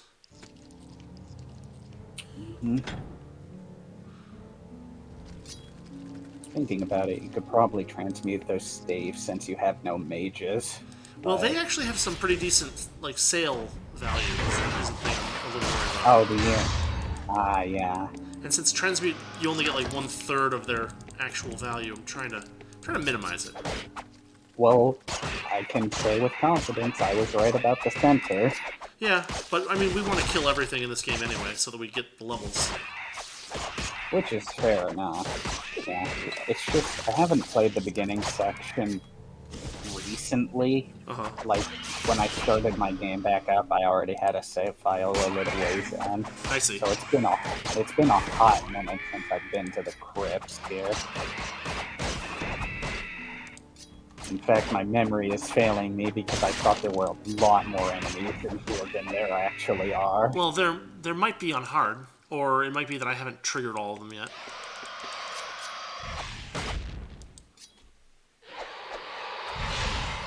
Let me look into that, actually, because I have the means to see if that is something that's true or not true.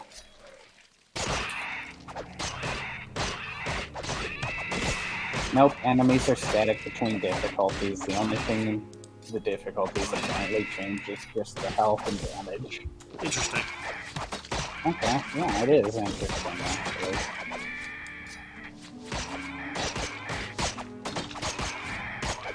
When I first started this game, I played it without the expansion to just try it, but I stopped a ways in, being like, oh, wait, that's a stupid idea. This game literally has some glow-ups due to the expansion in the base game. Yeah.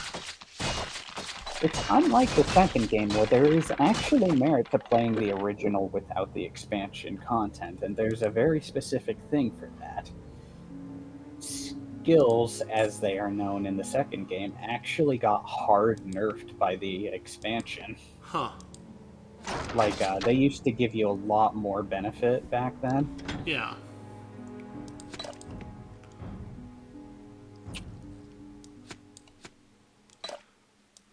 They picked the books back up. Yes, they did.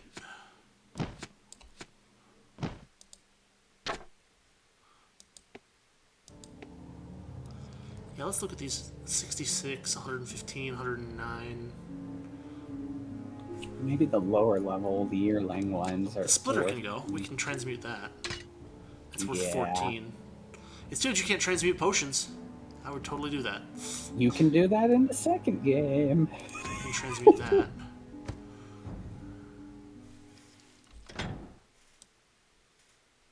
I will say this much, that I'm probably one of those people that is okay with the ability with the lack of ability to transmute potions in this game because of the tension that you have to have with managing your inventory. Yeah. Maybe you could toss that slightly empty health potion. It's still worth 10 to sell, though. It's actually not in the store. Lower. Do they? Yep. Okay, interesting. Yeah, they are dynamic based on the fill value. That's also true in the second game. However, in the second game, there is a glitch. You can drink a potion and transmute it, and it'll transmute for the full value only in the second game, though. Oh, weird. Okay. It is weird, but that's kind of the game where you can break the potion system. Uh-huh. So it's like it's not a huge deal, but it is really funny. Sure. The second game's kind of where you have to stick to a discipline very much. From what I understand, actually, the game gives you a boost in levels for multiplayer too. Another thing that it has over the single player. But it's still worth doing the single player because there's a whole tutorial there that sets the tone of the game, and it's actually really good. Or strength 15, really? Dang it. Yeah. Studded leather.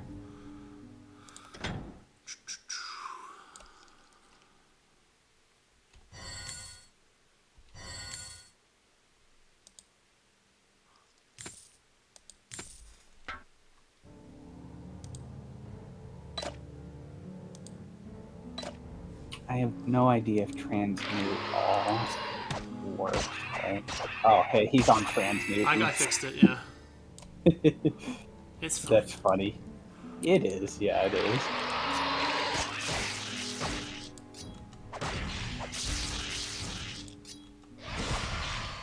Why are you standing there? Because he's got heal selected. Oh, he does. Why did he do that? That's very strange. I thought I could have sworn I hit the one key. Yeah, that's the boss. That's the boss mob enemy. Oh. Ooh. You see that glowing purple light? Yeah, I've seen that before on enemies, so. They're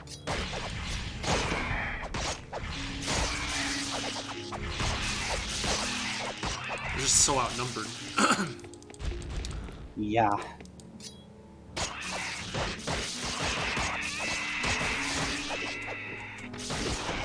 Well, hey, at least if one goes down, it becomes significantly easier to get the edge.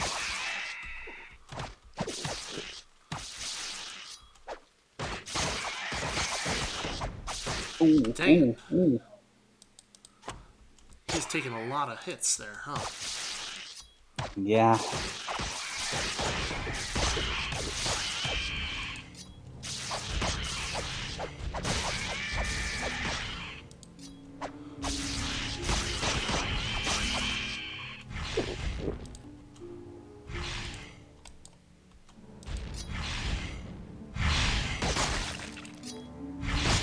There we go. Alright, that's not too bad. Mm-hmm. Now we can advance again. Oh, yeah, those egg bursts, when you get close to them, that's where they all came from. Yeah.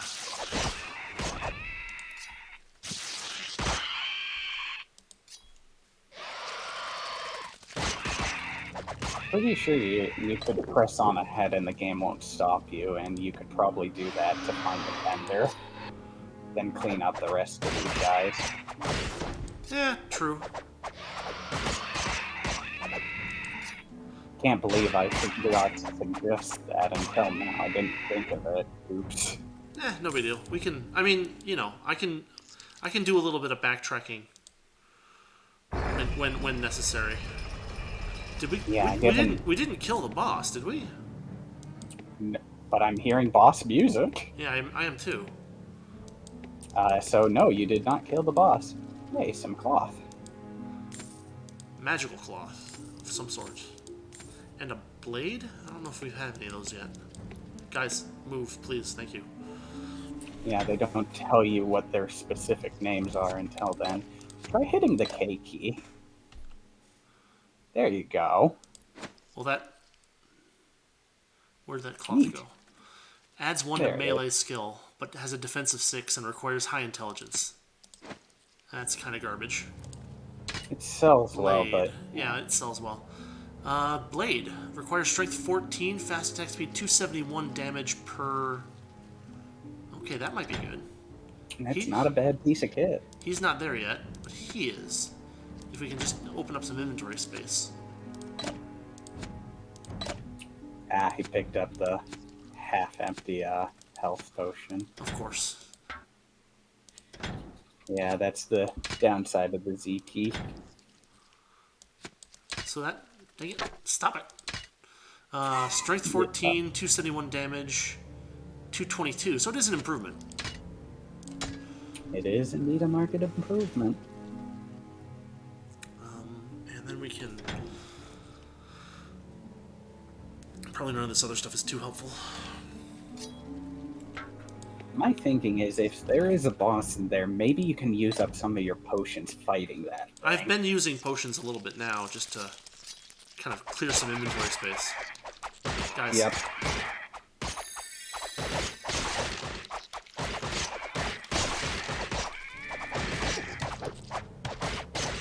The H key is some kind of unresponsive, and I'm not sure why.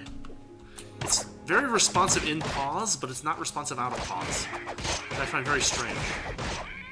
Really? Yeah, see that? Yeah, that is weird. Yeah, I do see that.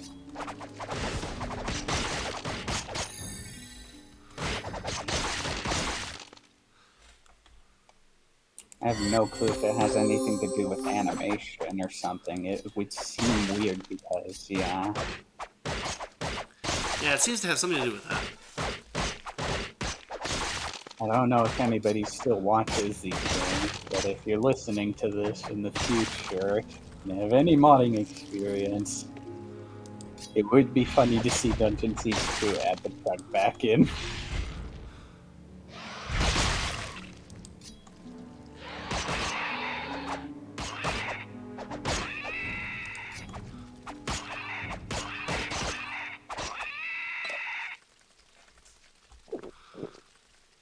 Nice.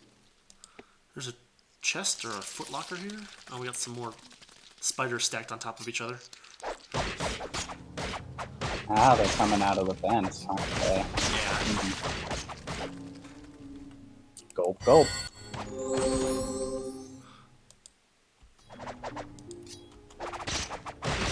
Tastes like healing. Pretty much. There's so many of them.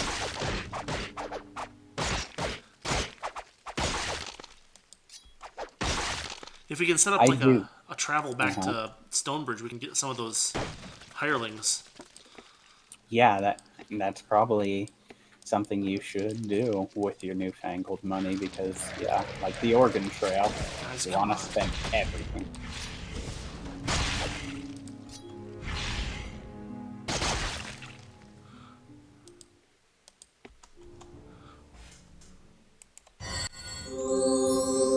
I'm wondering if you shouldn't take on the boss and leave these guys to clean up after. But, you know. But they're so easy. They're like free experience. Well, I mean, they're not going anywhere, and you would probably be able to take back a lot more items. That's the yeah, they're not dropping much of use, honestly.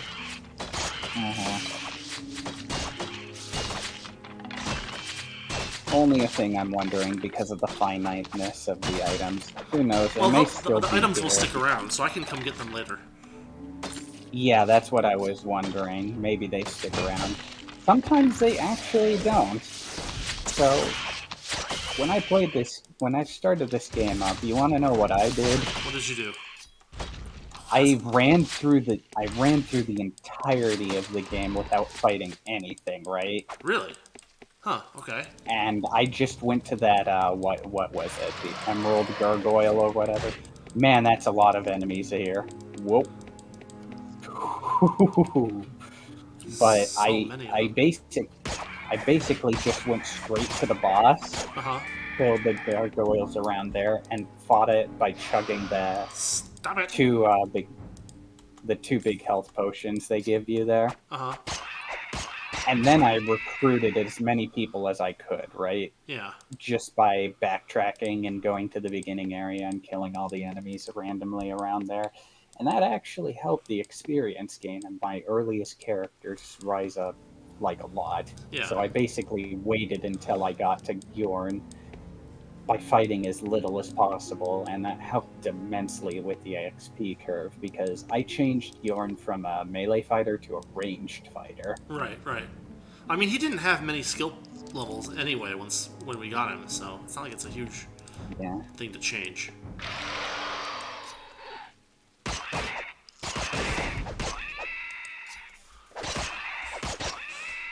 We'll try to... Yeah, go ahead. No, we're just going to try to find that door that I found before. Check your tab, your full map. Yeah, the map doesn't work very well. You can only zoom it out this much. Makes it kind of useless. Yeah, the door is right there. Did I pause it? I paused it. Yep. I mean, the map is useful for navigating longer distance, but yeah, you might want to save. Okay, yeah, we'll do that. There is a boss, not an aura enemy, an actual boss. Yep. Let's see what he is.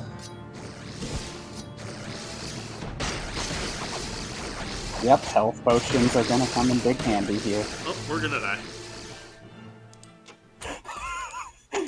Yeah, that's a proper boss, alright. I mean, is it? Not sure what exactly we're supposed to do differently.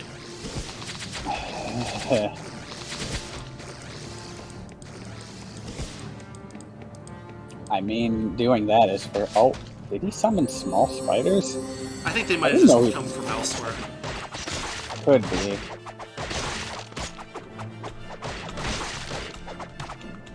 Well, hey, your health potions are going to something after all. Guys, come on. Yeah. It's nice to see characters with AI. It's terrible to see characters with AI that doesn't work. The A is beautiful, the I not so much. Right. That thing is just... I mean, what can we do about that thing? I mean, ducking and weaving seems to be working. Its health's not coming back, from what I saw. Yeah, but we did like 30 damage.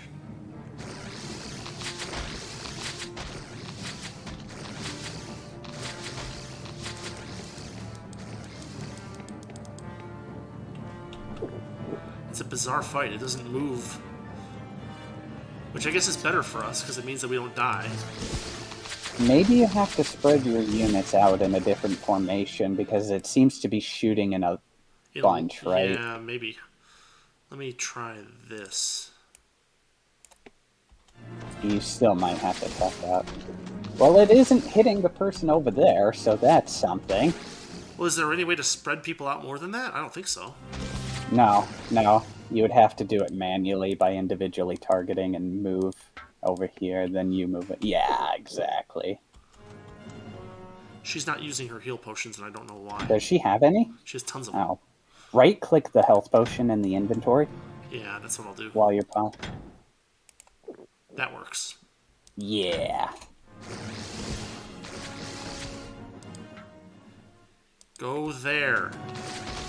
Stop grouping up. The poison is nasty. Silly Bjorn. That's alright, he can take it for a while. We have tons of health potions. Well, hey, it's working. Yeah, exactly.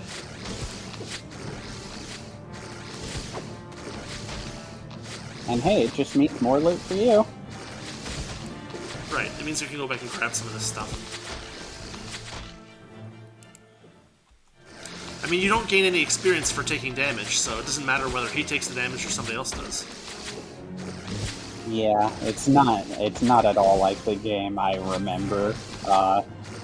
Threads of Fate, otherwise known as Dew Prism. It was a game I remember having a system like that, right? Where you don't actually level up from hitting things, you level up by letting the enemies hit you. Yeah. How many hit points does he have left? 154. Not much. We've got him. Yeah. Well, glad I was here to suggest that. Or we could even probably... Oh, yeah, by the way. Yeah. Check this out. Click that slightly empty health potion in his inventory. Yeah. You see the one that's almost empty? Yeah, put it with that almost empty vial. Like, click them together. You can combine them? I will only do it on pause. He's got to get done drinking, I think. Oh, is that what it is? Yep. Oh, yeah. There we go. Yeah, okay, cool. Yeah. That's another potion efficiency thing. I learned that in the second game, like, way too late, right? Yeah. But they carry the same system over there. I just didn't realize, yeah.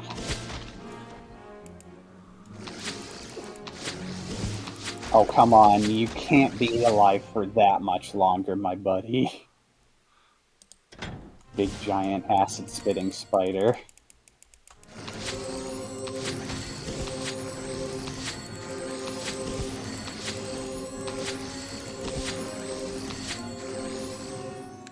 He's got 34 health left. We got this.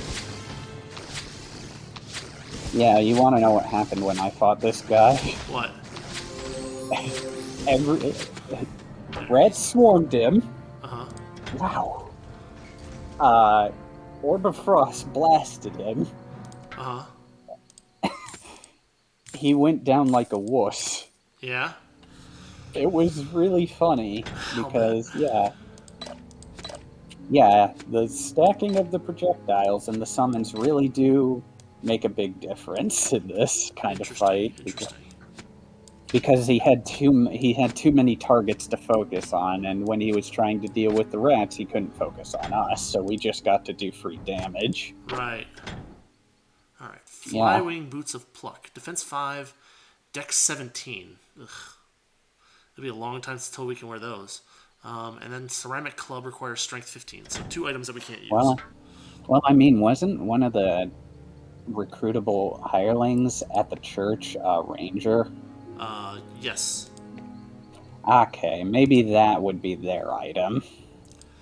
I don't know. Yeah, if I go I doubt they're at... Yeah, I doubt they're at level 17, though. Probably not.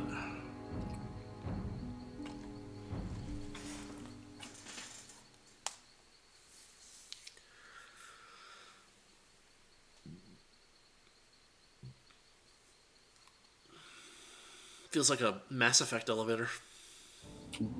Really, yeah. Okay. might want to save, actually. Really? Who knows? Maybe if the items disappear, I'm just thinking that if the items that you left behind in the dungeon disappear, you could always reload that and do it off stream. Yeah, that's fair. I'm not too worried about it. I mean, the items here are relatively inexpensive at this point. We're not dealing with the really good stuff. It's not like it's a huge loss.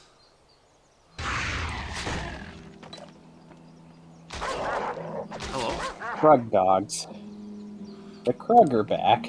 Of course. I hate that the camera does that whenever you exit those buildings. It's really annoying. Yeah. I mean, we've been leveling up like crazy. The Krug are... Oh, hey, there's a door. Yeah, well, this is, I think, the same door that we used before. Oh, let's not... Wait. Oh, yeah, don't get in a fight with an exploding barrel. Does it not open the door? I thought that the exploding barrel was going to open the door. Okay, we pull it open. Well, the door is open. Now it's open. From this side. So maybe you had to blow up the barrel to open it. Yeah, that might be it. Oh, there's a dude there. Guard captain. Well, we were just trying to figure out how to get the door open. You must be the foolhardy farmer my guards spoke of. I wouldn't have believed if I hadn't seen it. Did you really kill all those Krug back there? I killed more. The town of Stonebridge owes you a debt. Thanks, friend. We will do our best to hold the ground you took for us. Quest complete. Whoa. Yeah. Nice. Hey, go back through that door. I think there was more things over there. Oh, yeah. I mean, that's the next area. But what this is it's a shortcut back to Stonebridge, which I think is... Yeah, but I think there was a vendor over there. Oh, you think so? Okay. Yeah. I mean, there's a vendor a couple meters the other way, but we'll try this way first. Yeah. I mean, more vendors are fine and perfectly accessible. I mean, you're going there anyway, but... Well, it depends on whether we're dealing with a... See, it's just another bunch of Krug, basically. Yeah. I mean, you can go back to town if you want, but I'm talking about that trade caravan there. You see that little, wagon? Yeah. Guys, kill the things throwing rocks. Thank you. Thank you.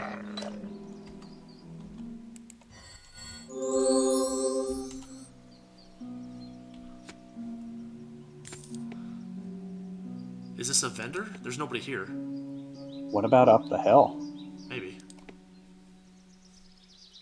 Camera doesn't let me tilt Aha! Here we go. My good friend, fate surely has delivered us into each other's hands. I have need of a few interesting items to take back to my business partners, and you seem well equipped. Well equipped indeed. Might I propose that I take a few items off your hands in exchange for good kingdom currency? Magical items would be especially welcome if you have them. Sounds good to me. What a relief.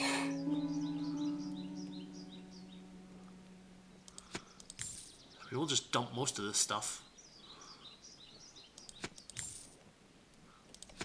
The staves we're not using. I think we have 1 million copies of Fireshot. I think he's the only one that doesn't have a copy of Fireshot in his thingamajig. Heartstoppers are lower tier. Repellent linen, no one's going to use. Stud leather. The hack. Can I just... Oh, I can control click, thank God.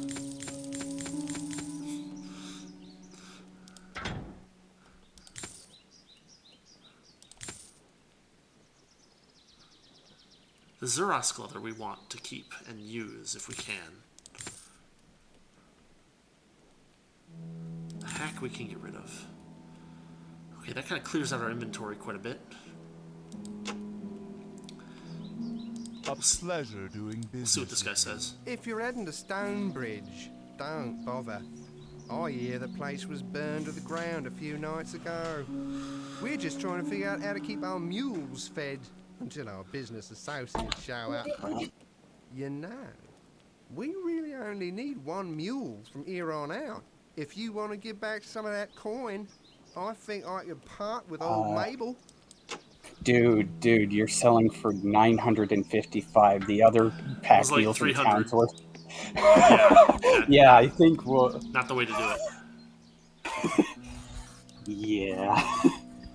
But what we'll do... I will say, I did need to buy Mabel for one very specific reason. Yeah? My mule in my game got soft-locked and got stuck in the environment and couldn't walk out of it. Oh, that's a shame. Yeah, it was. It wasn't a big deal or anything, but yeah. Soft lock insurance, I guess. Yeah.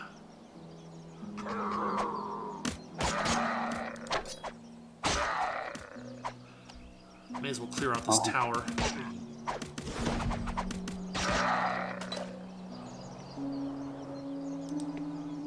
I think the best description I've heard to describe the Krug is that they're diet orcs. Uh-huh. That's pretty good. Yeah. I haven't been able to stop calling them that since I heard it.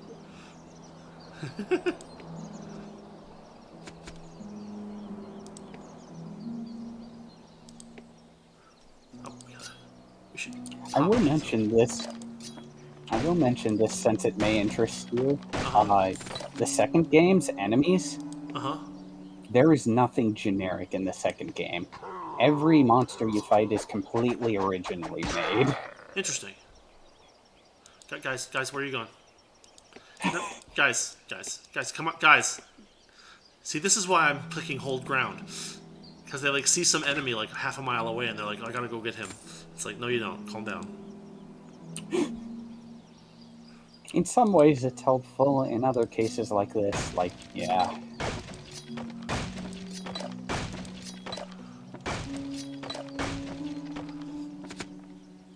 I believe there is actually a nature magic spell you can get called Summon Helper, and he gathers loot for you while you just do your thing. Well, that's nice. Yeah, so spells can remedy most issues here. Oh. Nice. Very Good nice. job. Wonderful. Way Absolutely splendid behavior. I am sure that is exactly what every player of this game wanted you to do. Pretty much.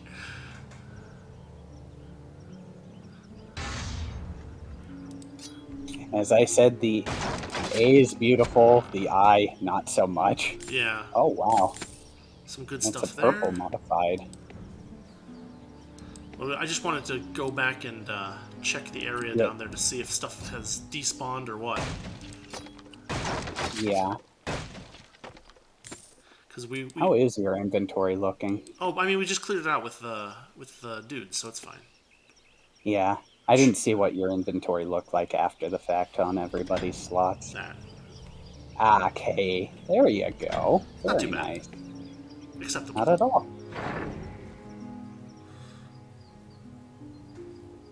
I mean, with that heal... Go ahead. Just gonna say we'll probably finish the stream up after we check this out. Sounds good. Like, you can probably take some of your newfangled funds and get some new party members. Yeah, I probably will go back and go to town and pick up some of those hirelings that I couldn't pick up before because I was too poor. But I should be able to afford to get all of them now. And worst case scenario, I'll refight that boss and figure out a way to not lose all that stuff. But no, it's all still here. Okay, yeah, good. My stuff is all still here. All right, cool. We are gonna save. And we will call it a night. So thanks, Diz, for sticking around, giving us some advice and some background. And yeah, we'll pick this up again Wednesday night next week, as usual. Hopefully next week I'll be able to start on time. And let's see, what else is going on? Friday we've got Dying Light. Monday we've got Ogre Battle. And we've still got Labyrinth of Toho on the YouTube channel on Tuesdays. And I'm thinking I'm probably going to get started on Dragon Quest III, the SNES version, on Thursdays. So, anybody who happens to watch this, thanks for watching, thanks for listening. And if any of that sounds good, feel free to check it out. Diz, thanks for hanging around. Absolutely. Take care, folks. Yeah, take care, everybody. See y'all later.